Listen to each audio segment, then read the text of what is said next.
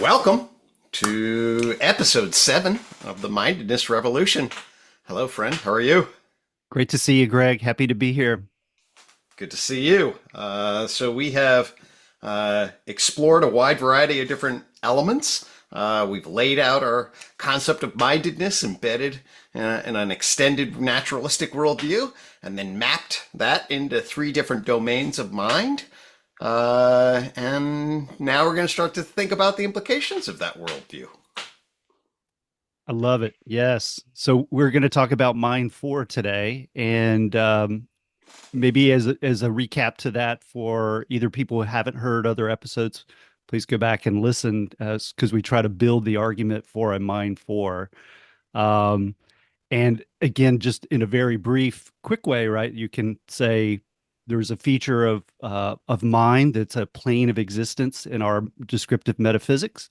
And then we could, in a very simple way, look at a map of mind, that there's this mind one, two, and three. And now we're adding a layer of mind four to that. And in that sense, almost a mind four only makes sense in a context of, I think, in terms of those other layers, and then how does mind fit in our view of existence? So Exactly. And let's just actually, we can really quickly state that a really brief model of mind is like mind one is sort of modeling life, right, as movement. Then mind two is modeling mind one, and mind three is narrating mind two. That's modeling mind one. That's model. So notice there's this recursive element, right, in each one of those things, the recursive stack.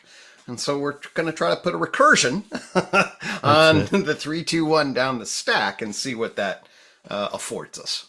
That's exactly right. In that sense, I almost think of a mind four as like a meta schematic, if I'm pronouncing that correctly, Yeah. but a meta schematic kind of view of mind, and um, the not lower layers as in less, but a less recursive, less abstraction, less information recursion occurring. Totally. Um, and so I think there's kind of the jumping right into mind four, and then there's the how do you even talk about? I would say there's kind of 4 features I want to talk about with mind four.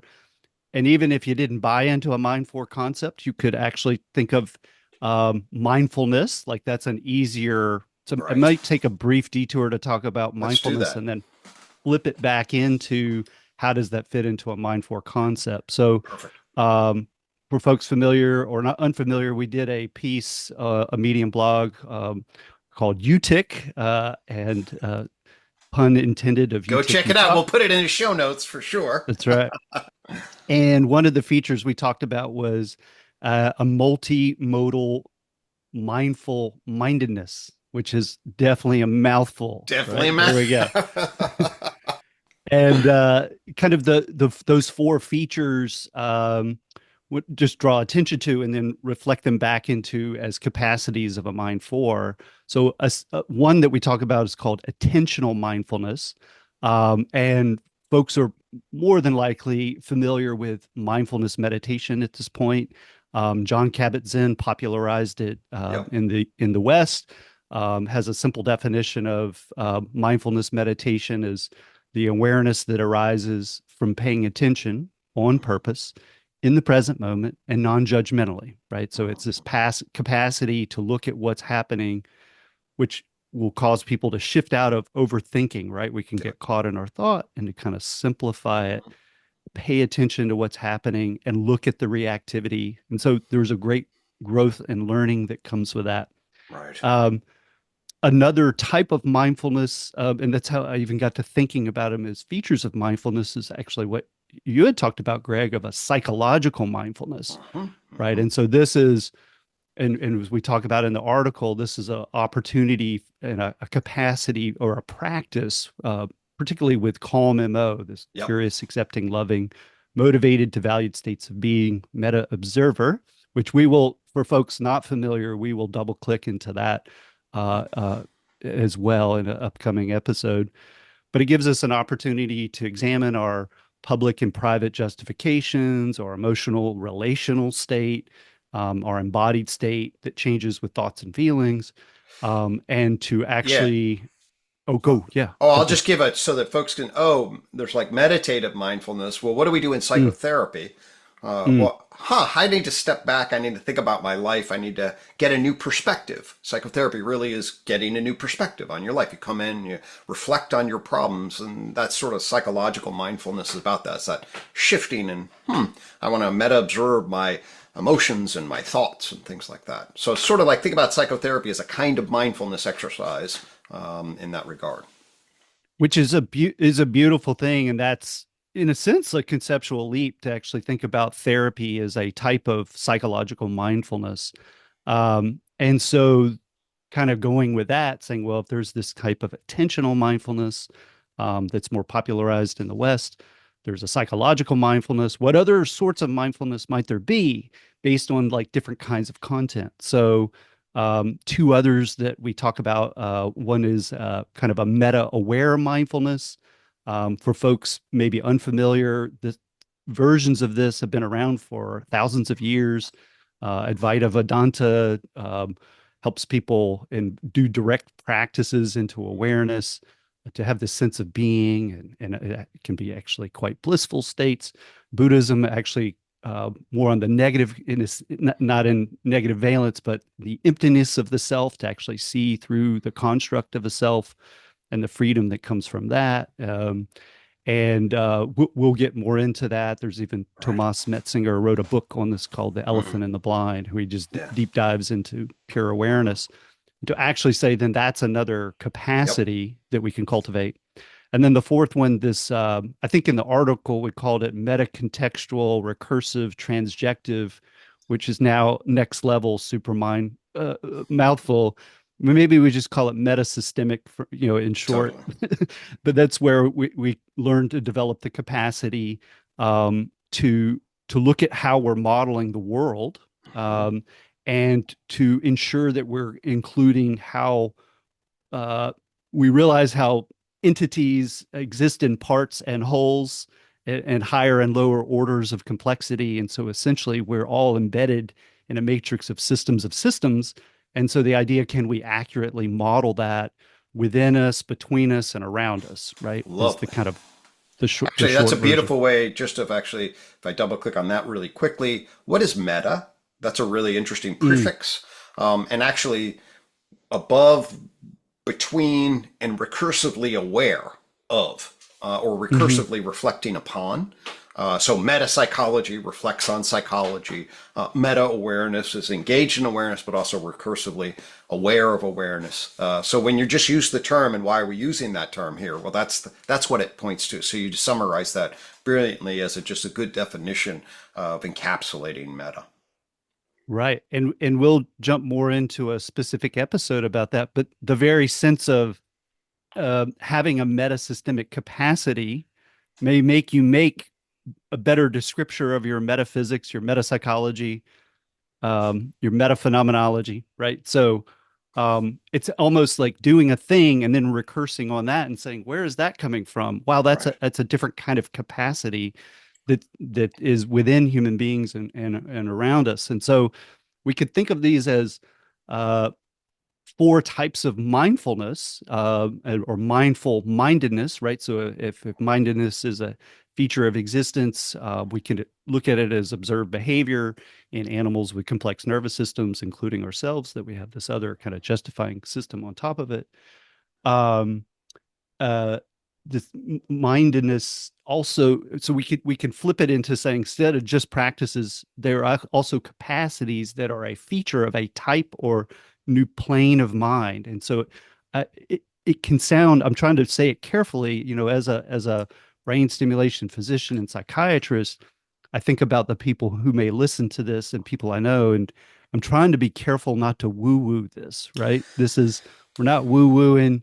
Um, but the idea that there is this layer of Right. mind, this mind 4, that makes sense to almost describe it as a meta schematic, where we're actually starting to look at the schemas embedded in our experience, embedded in our psychology, embedded Mm-hmm. in our sociology between us, and we're actually starting to uncover them. And so Thomas Metzinger uses the opacity, transparency model as Mm, a description. So very he would important. say, for example, I can look out, I have a window right here. I can look out the window.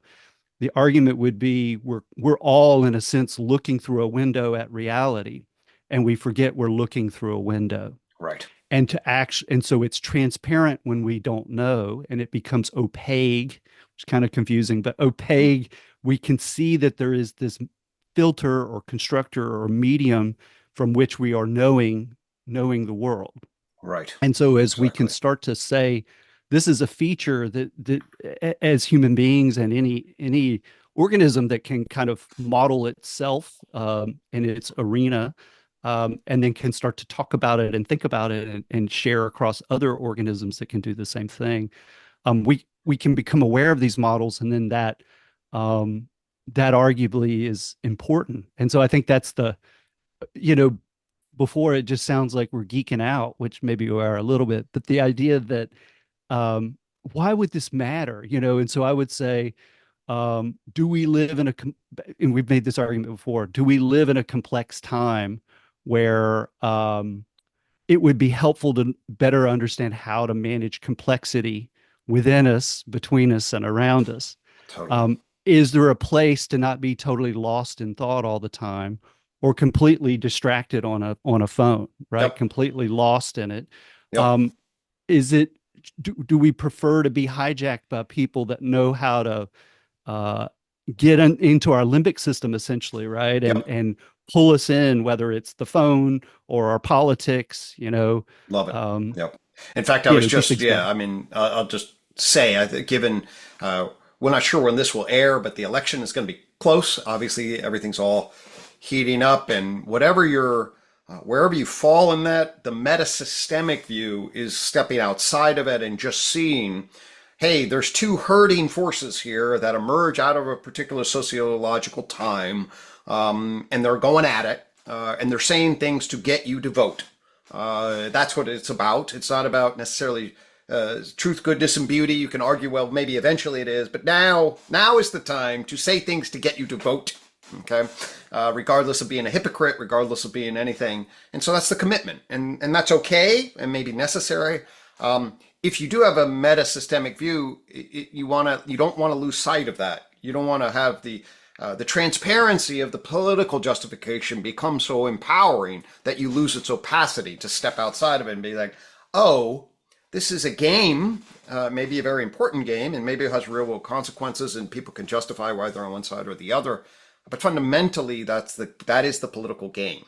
And the meta systemic view is, oh, we can step out, reflect upon that, be within that, see the dynamics within, and become aware of that from a particular vantage point. And I think that'd be really helpful at one level, and kind of the idea that could we ever have a political system that was meta political also. Could we ever actually have somebody say, hey, this is where I am and this is where we all are from a meta roof? That's really a lot of, I think, at a large scale level, what I would hope for kind of in this. Could we create a consciousness that actually affords that, 100%. It's almost the way I would almost view it is it's a beautiful gift if you or I or anyone can cultivate a mind for. And the way I think of it, again, four capacities, they're kind of families of capacities. And we're talking about the metasystemic, and it's a gift if any of us cultivate those features. In fact, that we're trying to model it in a way to say this is a feature of mind that you can cultivate, and to actually say it's important because it will bring you great well-being, but to say it doesn't stop with you or I, right? And so we are embedded in these systems and saying, wouldn't it be amazing if we said to people, we demand of our leaders that what you say, we're going to take it to be true unless you tell us otherwise. That you're not asking us to discern when you're kidding and when you're not, right? And that we actually have intellectual honesty and we have candid conversations, that as we've kind of alluded to before, if there's certain features ignored by one political party, they may find a place in the other. And to kind of ignore those needs is also a problem, right? So this intellectual honesty of say what you mean, own when you've changed your mind. That's okay. That's not a weakness. It's actually a strength if you can change your mind and talk about it, right? Particularly if you're, growing in your understanding and modeling of the world and yourself. And so, yeah, these Yeah, are, all I'll say is that's a lot to ask of the current political state, but we can yeah, be hopeful in relation, right? I think the current political state actually is at a place where it's basically left that behind. It's just an ironic, in many ways, it feels to me now we're playing an ironic game. Where yeah, we sort of know we're doing this. I think Trump really does this brilliantly. He sort of knows yeah, he's doing it, yes, and that's the way to play the game. That's where it's evolved to. I think that's okay. I can watch that. I think that's really sad, and I think that when I look at my values and what I hope for long term, it'd be great if we could do that. But anyway, yeah. that's it. But this gives you an idea how you can be meta systemic as one part of the Mind4 arrangement that Barron is laying out here. Right. Another emphasis I'd like to make about a Mind4, and again, as we're recursing on other models, to actually say what are the type of features that come out. This metasystemic, being able to model more complex modeling of oneself, our relation around us. The metacognitive, where we're actually looking at our thoughts, and we'll go into a deep episode on this, but being able to cognize about cognition, back to even this meta phenomenological framework where we're saying we have experience, it's built for fitness, but it's not built to necessarily represent reality in toto. And so to actually being able to challenge one's thoughts in a constructive, useful way, those would be kind of metacognitive and metasystemic, are essentially operating on Mind 3, right? It's kind Totally. of like taking Mind 3 and saying, let's be able to recurse on those things. And the same with the meta attentive and the meta aware. So these meta attentive capacities of learning to look at the schema of attention, and we'll talk more about this in detail, but the schema of attention and how attention is moving. We'll talk more about this. Be interesting about relevance realization and how that fits in there. But also the meta aware, like having this capacity to either transiently or on demand or as part of habit, learning to look at awareness itself, or in a sense, a type of mindedness itself. Those are both features working on Mind 2, right? And Exactly. so, and then to jump in and talk about Mind 1, then to kind of say, hey, I'm fully in of ways to not only modulate Mind 3 at a personal and collective level, and Mind 2 at a personal and collective level, but Mind 1, right? And so we're doing that as an experiment when we have things like our phones. There is the technology that we use, and to give an example, just from Friday, right? You've heard me say, Greg, in many ways, I kind of view myself as a Mind 1 specialist. Absolutely. I'm doing brain stimulation procedures such as electroconvulsive therapy, Saint TMS, where we're using machine AI learning to find the best target on a particular person in their brain. Friday, I had patients with some vagus nerve stimulators, so it's a bottom up, so it's Wow. even hit the cranial nerves before you even get to the brain. Wow. And then working on a product, that it's a consumer electronic device I'm a Right. co-founder for, called Zendo. Zendo. Mhm. So working that on nights and weekends. So I'm big into how can you modulate Mind 1 Right. while having some of these tools point to how you can cultivate Mind 2, Mind 3 at higher Absolutely. order Mind 4. So Totally. I mean, just for yeah. clarity, so Mind 2 is situated in, it's just a sort of this virtual reality engine that nature gives us for modeling mindedness, which is embodied and embedded and across all the way down into molecules, right? At a simple level, if I fire it up, my Mind 2, Mind 3 shifts. That's a Mind 1A shift. Hmm. Right? Yes. That THC all of a sudden creates a different Mm, kind of architecture. So we should be very clear. This is not, goes all the way down, folks. And that it doesn't mean you can reduce it to neurons, but you better be that's right. understanding the Mind 1A firmware, I think is the word that Hmm. you use. I love that. And what is the basic resonance of that architecture? And anyone who ever goes to sleep Right? Anyone that's super exhausted and wakes up the next day feeling refreshed knows that that Mind 1A architecture is pretty damn important for the Mind 2 and Mind 3. And also, I'll just double click on, yeah, Mind 3, this justifying thoughtful needs really language. I mean, it's not saying you can never, there's that intersection that's interesting, but you really need to be socialized. You really need to be thinking fundamentally to gain access to this. Our primate cousins obviously have awareness and attention. Right, and they have a perspectival landscape that they of a mind too. It'd be really weird if they didn't, but all the evidence, in my estimation, points to that. And so we can see our primate mind in the way it attends and how it affords awareness. Those are beautiful. And our person mind, how it talks about itself, like myself is hurt. That's what you talk about in psychotherapy. And then shit, I'm bitter about this. And then is it my problem or their problem? That's what you do in psychotherapy. And what do I do about it? And then what are we doing? Right? What are we doing in the world, and how do we? That requires a lot of abstraction. So I really like, yeah, we're metaing both Mind 3 and Mind 2 with this with this four parts of Mind 4 structure. It's beautiful. That's right. The if we have time, there was one other thing I'd like to talk about: the Yeah. identity that emerges out of a Mind 4 in relationship to a Mind 3 2. I don't know, or Yeah, we let's do could it. save that. Yeah. We haven't found our 25-minute buzzer yet. I'll let us know. Okay, good, good. I lost count, so you just keep track for us. We got Thank you. 5 minutes to go to the buzzer, and so we Okay, should wrap cool. up within the next 10 to give us our little. Awesome. So the other thing I would think about, and totally open to this being more of early speculation of sorts, but the idea of at each of those levels, so even in the updated tripartite model that you've described, at a Mind 3, there's and correct me if you would say language this a little differently, but at a Mind 3, there is kind of a ego persona structure. I mean, it's certainly contingent and dependent on Mind 2 and Right. Mind No, 1. that's exactly. Yep. That's the Yeah. structure functional architecture of a normal adult is an ego Yep. persona navigator. Right. And so it'd be very fair, I think, to say at that Mind 3, we develop a sense of personal self, and there's Yep. the private version you call ego and the public version we call persona. Totally. At a Mind 2 level, this is where we would have more of a sense of an experiential, a core experiential Yep. self. Could include the emotional relational that like Yep. we are embedded in from the primate structures.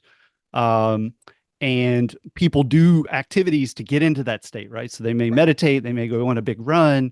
If you do CrossFit and you're doing box jumps, you don't have time to think about what you're doing tomorrow. You're going to crush your shins, right? So you're immediately embedded in your moment to moment experience.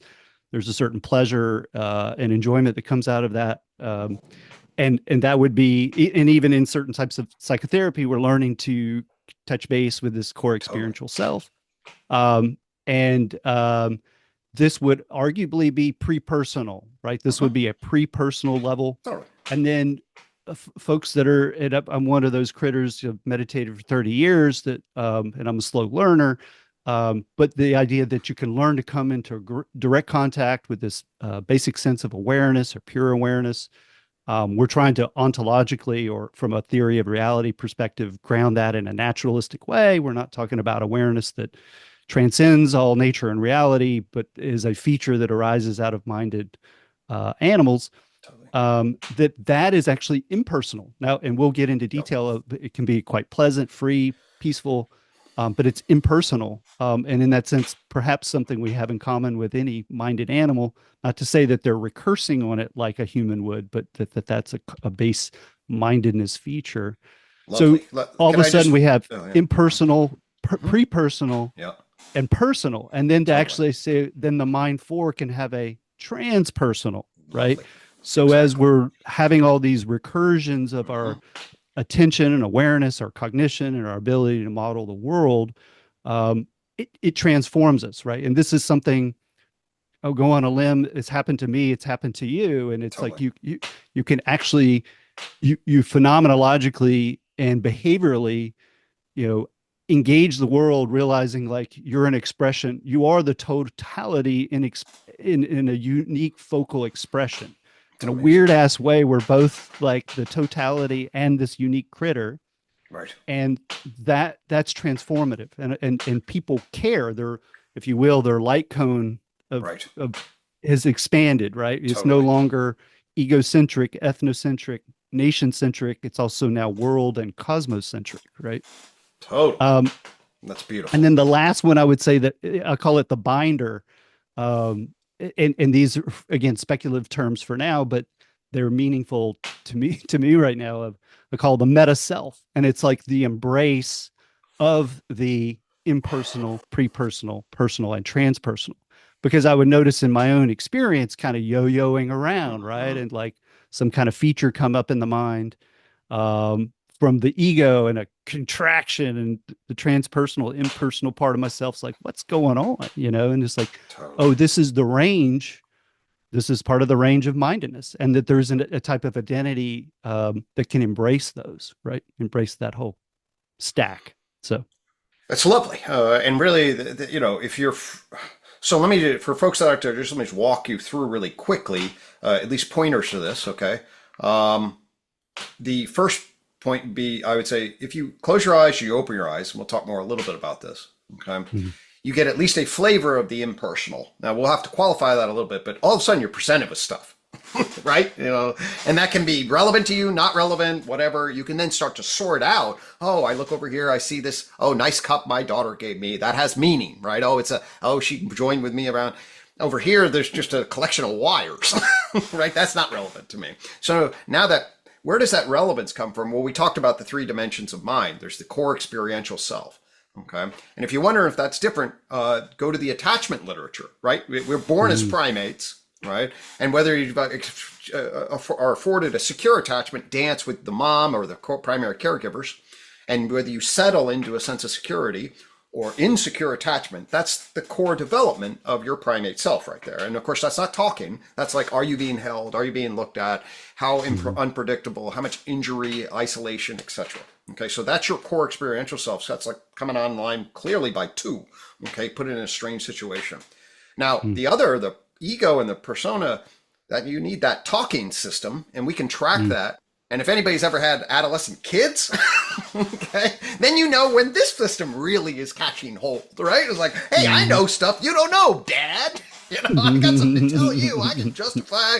Who says you get to justify? So when your kids Mhm. are saying, who says you get to justify? Now all of a sudden they're in that ego persona. And anybody that's paid attention to sages will more or less tell you there's an ego grip and something above the ego grip or beneath it. And Mhm. Ken Wilber talks about the trans Mhm. and pre-relation to an ego and to an ego persona in our language, right?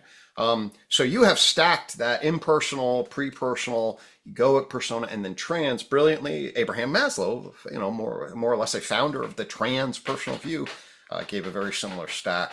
So we're not saying necessarily anything new. We might be just putting it in a different organization. It's been there for a long time. I think it's available to us, and I think you've laid it out really, really nicely and clearly. And if we can afford a meta identity, right, this meta self identity through this, that's great for us and maybe great for lots.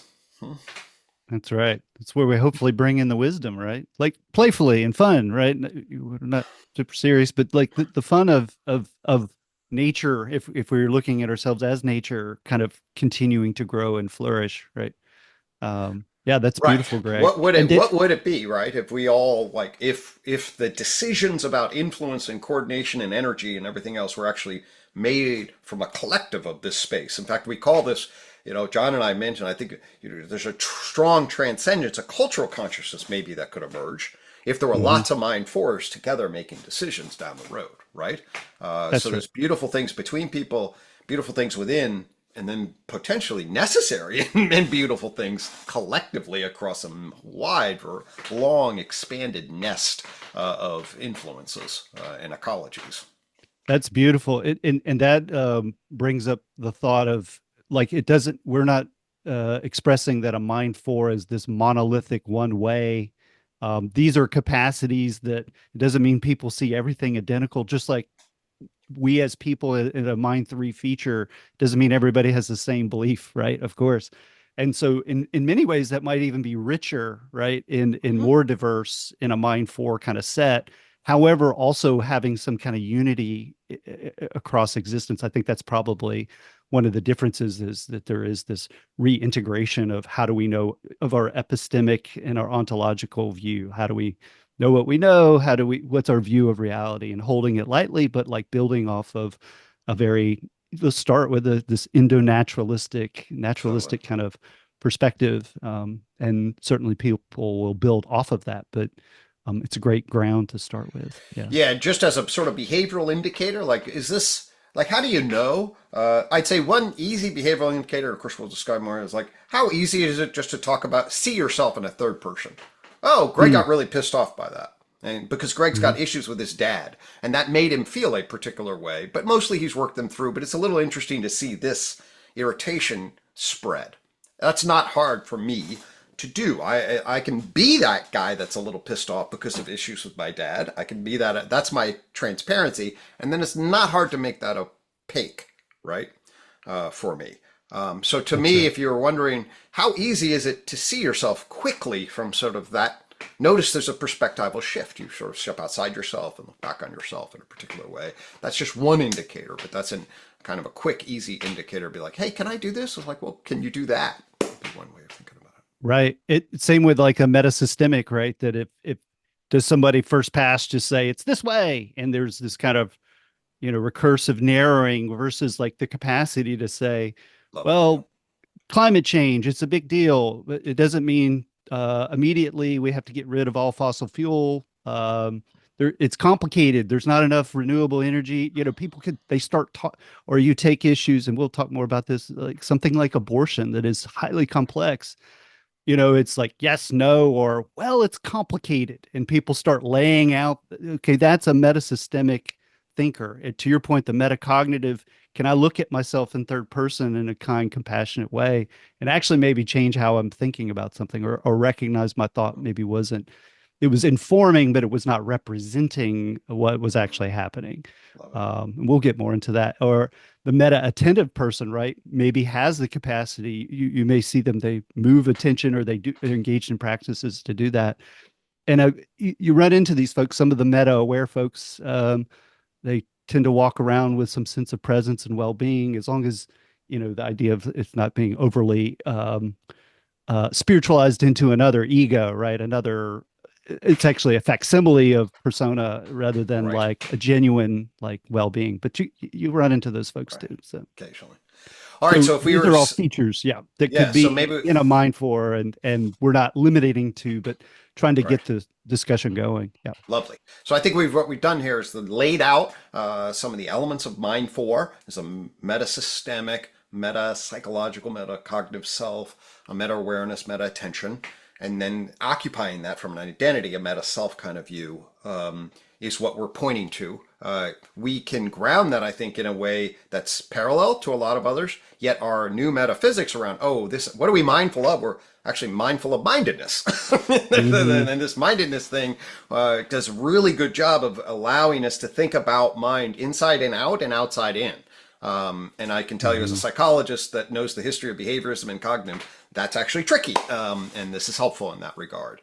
So we can now utilize a concept that, or what are we mindful of? Mindedness across the stack. And we'll be then bringing you more rich detail. But I think we've laid out this Mind 4 idea very nicely. Thanks, Baron. It's beautiful. Yes, thank you, Greg. Super fun. And All right. hopefully, as we lay out some of we'll kind of double click into some of these features and play with it a little bit more.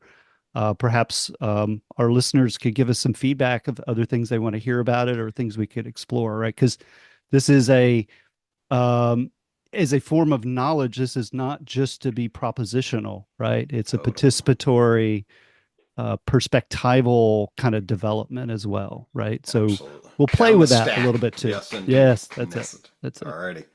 Very good. Okay. Take Awesome. care. Thanks so much, friend. Thanks, Greg.